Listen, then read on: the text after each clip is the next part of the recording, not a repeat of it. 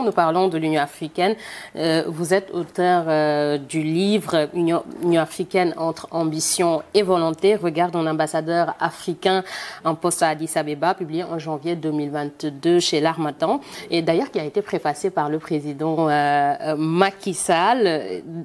Et dans ce livre, j'ai remarqué que vous avez beaucoup utilisé le terme unité politique. Vous pensez encore que c'est possible en Afrique? C'est encore possible. Mais mon sentiment après 5 années passées là-bas, à Addis Abeba, est que ça va prendre encore du temps. Parce que le rythme d'avancement est relativement lent. C'est l'unité politique, je pense, l'Afrique n'a pas la spécificité de ces difficultés-là. Même ici, à Bruxelles, nous voyons combien il est difficile, parfois, de marcher au même rythme. Oui. Parce que les intérêts ne sont pas les mêmes. Mais il n'y a pas de quoi se décourager. Les États qui forment les organisations internationales sont des États souverains, souvent avec des opinions publiques différentes.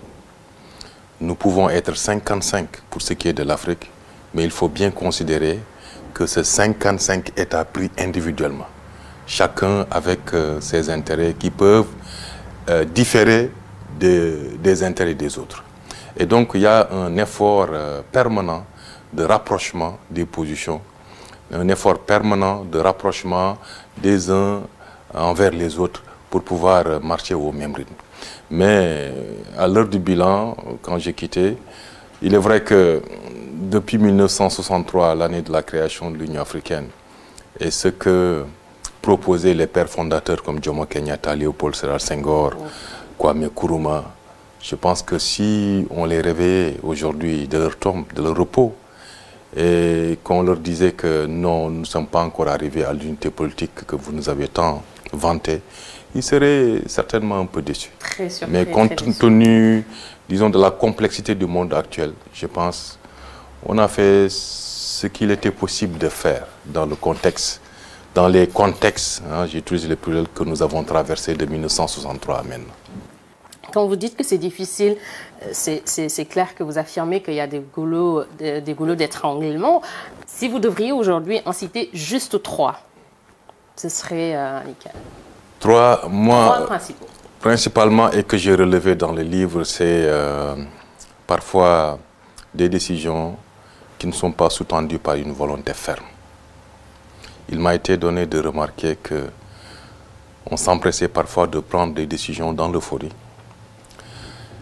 en négligeant la réflexion et la préparation en amont de nos opinions publiques respectives, qui pouvaient donc faciliter l'adoption, c'est des traités, hein, des conventions de ces documents, de ces instruments juridiques internationaux, et leur ratification.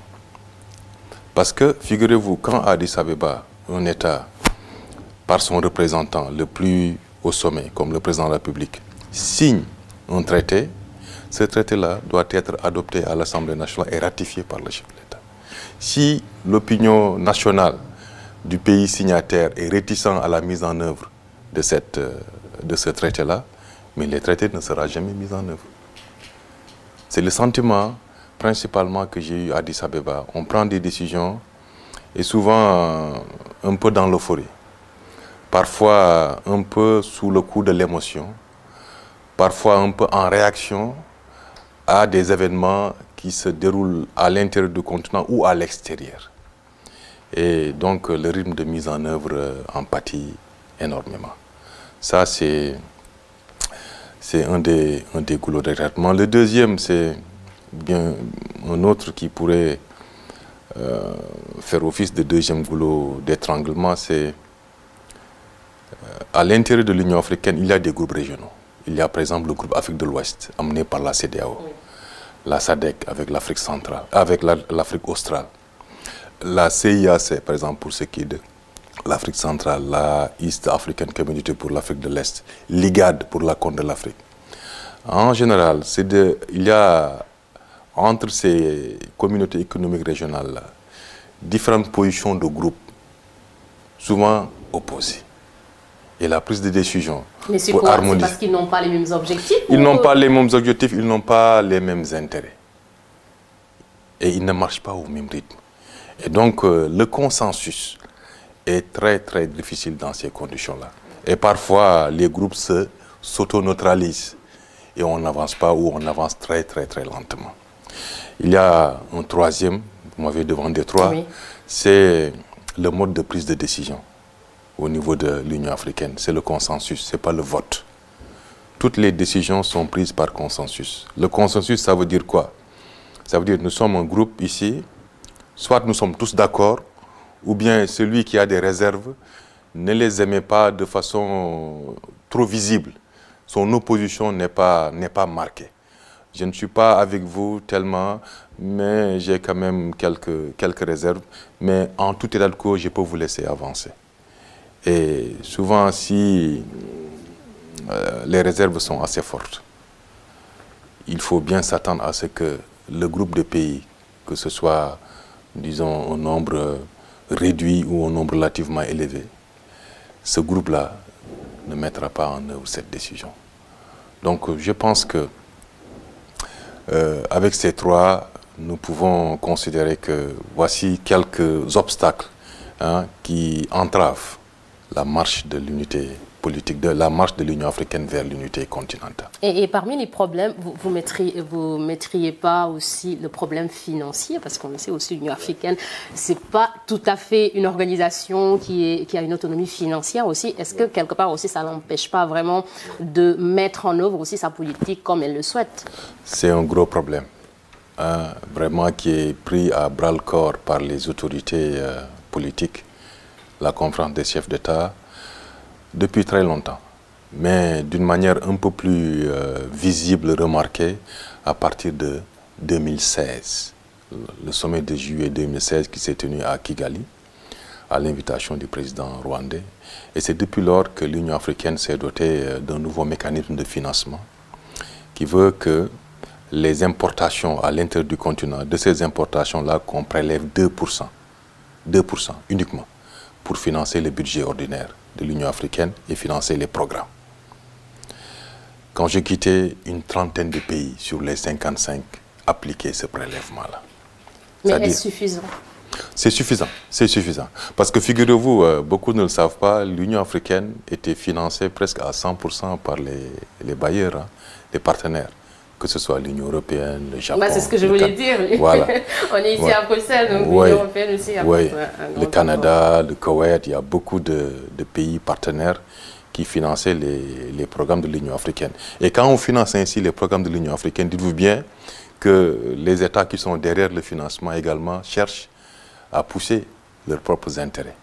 Des intérêts qui peuvent ne pas converger avec les intérêts. C'est ce que je voulais dire avec l'intervention de ces bailleurs. Est-ce qu'on a une liberté d'expression aussi à l'Union africaine? Est-ce qu'on peut mettre en œuvre les politiques comme on le souhaite en mettant juste en avant l'intérêt des États africains aussi? Si je dois vous parler franchement, c'est encore un défi, honnêtement. C'est encore un défi et c'est connu, tout le monde le sait. C'est encore un défi. Le financement, pour le moment, l'Union africaine réussit tant bien que mal à financer son budget opérationnel. Le budget opérationnel, c'est les ressources qui permettent de payer les fonctionnaires de l'Union africaine. Au moins d'être autonome en termes de fonctionnement. Payer l'électricité, le gaz, il y en a, etc. Tout ça, là, c'était payé par, y compris les salaires des fonctionnaires. Maintenant, le budget opérationnel est pris en charge à 100% par le budget ordinaire de l'Union africaine. Ce qui reste, c'est un peu le budget programme, c'est-à-dire financer les programmes, envoyer des envoyés spéciaux, des experts pour se déployer un peu partout dans le monde pour porter la voix de l'Afrique, ou bien recruter des experts africains pour proposer des études sur des domaines d'intérêt de l'Union africaine. C'est ça qu'on appelle les budgets programmes, qui est financé, je pense, à 25% pour le moment par l'Union africaine. Reste le gros problème, c'est le financement des opérations de soutien à la paix. Et ça, c'est assuré à 100% par les partenaires. À 100%, encore, jusqu'au moment où j'ai quitté.